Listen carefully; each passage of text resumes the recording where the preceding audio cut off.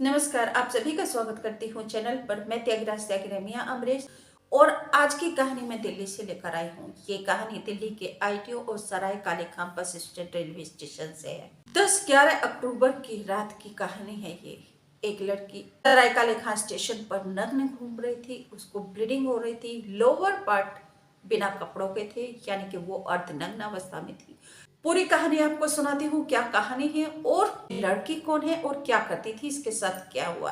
बस पहले आपसे निवेदन करती हूँ, प्लीज चैनल को सब्सक्राइब कर लीजिए जल्दी से और मेरे फैमिली मेंबर बन जाइए, क्योंकि मेरी फैमिली आपसे है। मेरी हर खुशी आपसे है, आपका हर गम मेरा है और मेरी हर खुशी आपके साथ है। ये लड़की 10-11 अक्टूबर की दरमियानी रात को सराय काले खां मेट्रो स्टेशन के पास घूम रही थी। इसको हजारों लोग वहां से निकले, लेकिन जिंदा मुर्दों के शहर में इस लड़की के ऊपर किसी ने भी ध्यान नहीं दिया, या ध्यान दिया तो किसी ने इतनी जहमत नहीं उठाई कि पुलिस को कम से कम इसकी जानकारी ही दे दे कि लड़की की कितनी दुर्दशा हो रही है। लड़की को ब्लीडिंग हो रही थी, लड़की अर्धनग्न अवस्था में थी, लोअर पार्ट पर कोई भी कपड़ा उसने नहीं पहना हुआ था। परंतु इसी मुर्दों के शहर में एक जिंदा फरिश्ता भी होता है। वह इस लड़की को देख लेता है, इसको ब्लीडिंग हो रही थी, तो वह तुरंत पुलिस को सूचना देता है। पुलिस एफआईआर दर्ज कर लेती है और पुलिस सराय काले खां स्टेशन पर आकर उस लड़की को बरामद कर लेती है और फिर उसको हॉस्पिटल में एडमिट कराती है।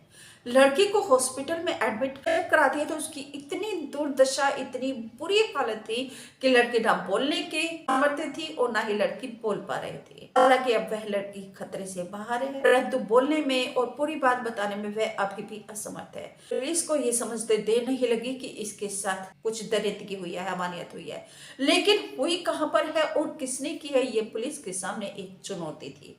पुलिस ने अब देखा कि करे तो करे क्या, तो अब पुलिस ने तो सराय काले खां स्टेशन था उसी के पास से शुरू किया इस कहानी को सुलझाने का प्रयास। उसने सीसीटीवी कैमरे खंगालने शुरू किए। लगभग उसने 700 कैमरे खंगाले। 700 कैमरों को खंगालने पर उसको पता चला कि इस लड़की के साथ आईटीओ के पास दरिंदगी की गई है और दरिंदगी करने वाला एक कबाड़ी है, ऑटो चालक है और एक भिखारी है। भिखारी वो जो पैरों से चल भी नहीं पाता। लगभग 10-11 अक्टूबर की दरमियानी रात को लड़की आईटीओ के पास थी। वह वहां आसपास सड़क पर सोने का प्रयास कर रही थी। तभी कबाड़ी की दुकान चलाने वाला कबाड़ी की नजर इस लड़की पर पड़ती है और वह इसके साथ दरिंदगी करना शुरू कर देता है। साथ ही जो भिखारी जो बिन पैरों का था, वह भी उसको नोचने में कोई कसर बाकी नहीं छोड़ता। एक कबाड़ी एक भिखारी मिल जाते हैं, इसके साथ दरिंदगी की सारी हैवानियत पार कर रहे थे। लेकिन तभी वहां से एक ऑटो वाला गुजर रहा था।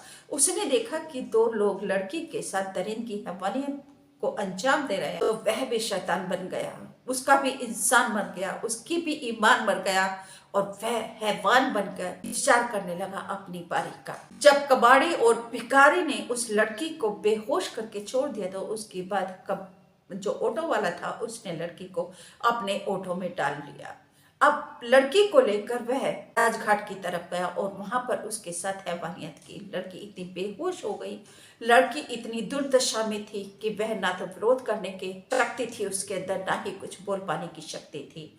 ऑटो वाले ने उसे नोचने के बाद ऑटो वाले ने उसको मुर्दा करके छोड़ दिया और उसे सड़क पर पटक कर वहां से फरार हो गया।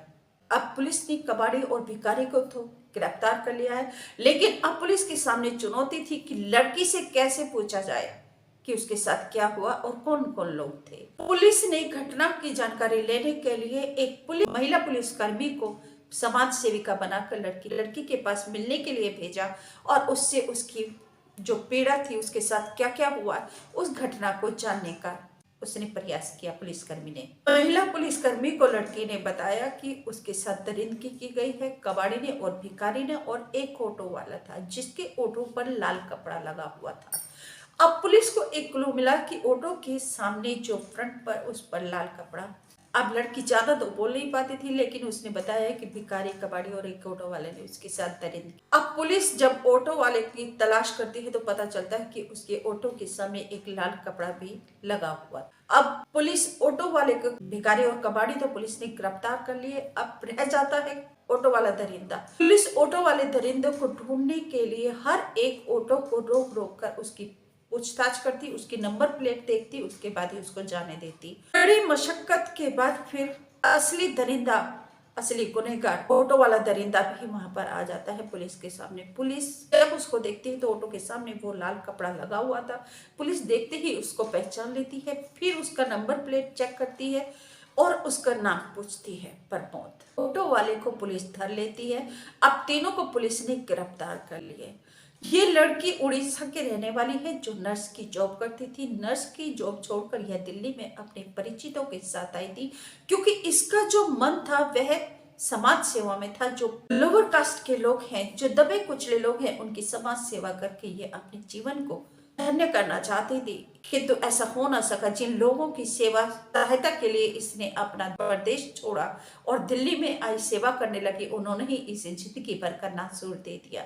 लड़की के माता पिता ने एफआईआर भी दर्ज कराई है और अब इस केस की कार्रवाई पुलिस कर रही है।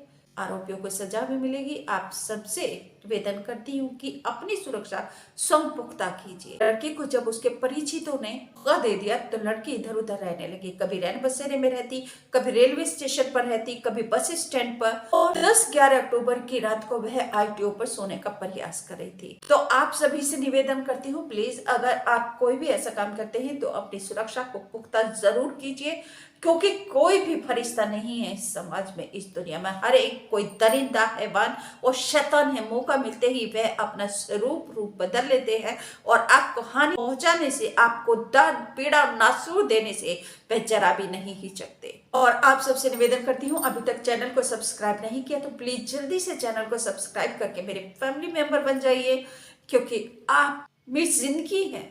जब आप चैनल को सब्सक्राइब करते हैं तो मुझे खुशी मिलती है। मेरा फैमिली आगे बढ़ता है। मेरा फैमिली मुझे अपनी जान से भी ज्यादा प्यारा है और आपकी उन्नति तरक्की के लिए मैं दिल की गहराइयों से प्रभु से प्रार्थना करती रहती हूँ।